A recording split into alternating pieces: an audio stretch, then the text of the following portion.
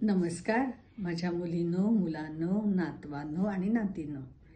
आता कालच्या भागापासून आपण पुढे गोष्ट ऐकूया की तिच्या नवऱ्याला बरं वाटलं जेव्हा ती दिसली तिला. बाई आली आणि तिने टोपली खाली ठेवली. नवऱ्याने विचारले, अगं एवढा उशीर का झाला? मग बायकोनं सगळं सविस्तर सांगितलं. त्या आडवळणाच्या जागी तो रुबाबदार घोडेस्वार कसा आला, त्याला भावा कसं म्हटलं, आंबोळ्या खाताना छिद्रांची हकीकत सांगितली आणि आपण त्याला येडाकी खुळा म्हणून छिद्रे कशी होतात ते सांगितलं. यावर दोघेही नवरा बायको खूप हसली. नवऱ्याने जेवण केलं, तांब्यातलं पाणी घटाघटा प्यायला. दोघांनी संध्याकाळपर्यंत शेतात काम केले व सूर्यास्ताला जाण्याच्या वेळी घरी परतले.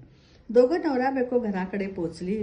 पाहतो तो काय, 2 सैनिक घरापुढे उभे होते. नवरा बायको दोघेही घाबरली.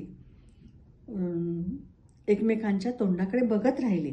दोघांपैकी एक सैनिक म्हणाला, उद्या सकाळी 10 वाजता तुम्हा दोघांना बी कोल्हापूरच्या दरबारात हजर व्हायला हवं.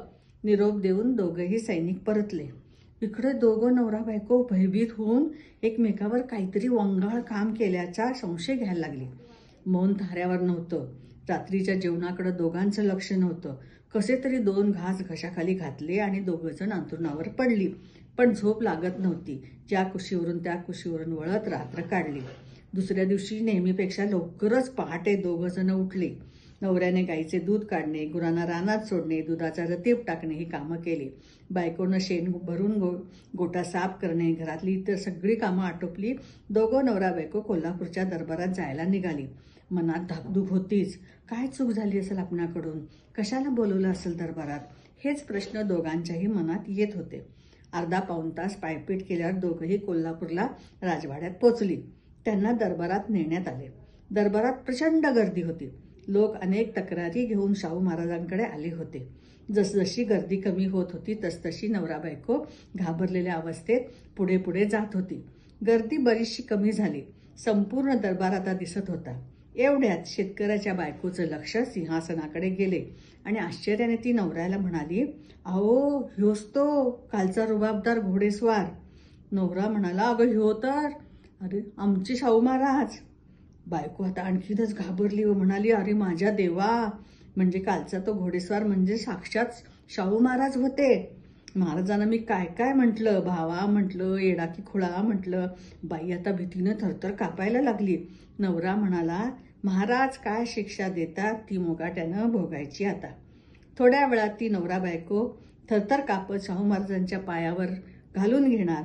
एवढ्यात शाहू महाराजांनी आपला हात पुढे केला आणि म्हणाले, दिवाणजी, या माझ्या बहिणीची साडी चोळीने ओटी भरण्याची व्यवस्था करा आणि या माझ्या बहिणीच्या नवऱ्याला त्या शिवारात 6 एकर जमीन वतन द्या. दोघाही नवरा बायकोंच्या डोळ्यातून अश्रूंच्या धारा वाहत होते. दोघेही आदरयुक्त भावनेने शाहू महाराजांच्या समोर नतमस्तक झाले. भीतीची जागा आता आदराने घेतली होती. शेतकऱ्याच्या बायकोची साडी चोळीने ओटी भरण्यात आली आणि तिच्या नवऱ्याला 6 एकर वतनाचा कागद देण्यात आला.